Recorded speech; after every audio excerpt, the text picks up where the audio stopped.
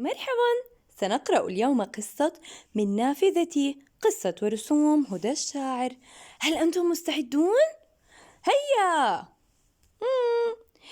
أفتح النافذة كل صباح وأطل منها على العالم، أسمع وأرى أشياء كثيرة من نافذتي.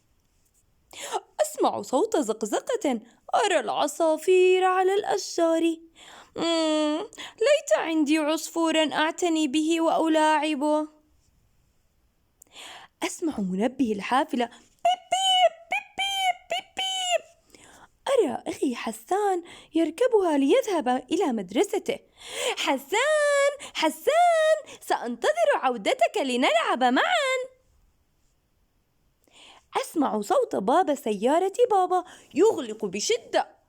أرى بابا في السيارة، إنه يلوح لي بيده. مع السلامة يا بابا، لا تنسى أن تحضر لي بعض الحلوى. أعطني النايا وغني ترارارارا. أسمع صوتا ماما تغني مع المذياع في المطبخ. لعلها تحضر طعاما لذيذا للغداء. أرى نحلة تقترب من الأزهار ولا أسمع لها صوتا. يا ترى هل تقف على الزهرة الصفراء أم الحمراء؟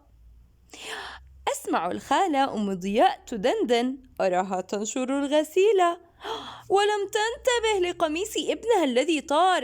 يا خالة انتبهي انتبهي يا خالة، لقد طار القميص.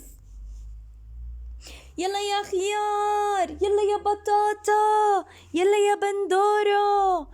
أسمع صوتا ينادي، أرى بائع الخضار يدفع عربته. أوبس، ماما، هل تريدين شراء الخضار أو الفواكه؟ ماما.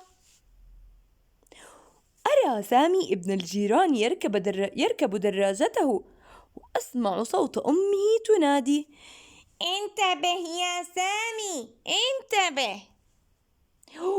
أوبسي، مسكين يا سامي، لقد وقع عن الدراجة. أرى نحلة تقترب من النافذة، أسمع طنينها عاليا. سأغلق النافذة بسرعة.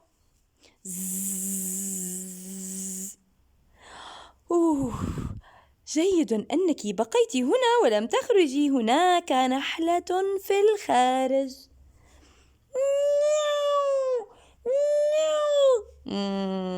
الحمد لله بقينا هنا.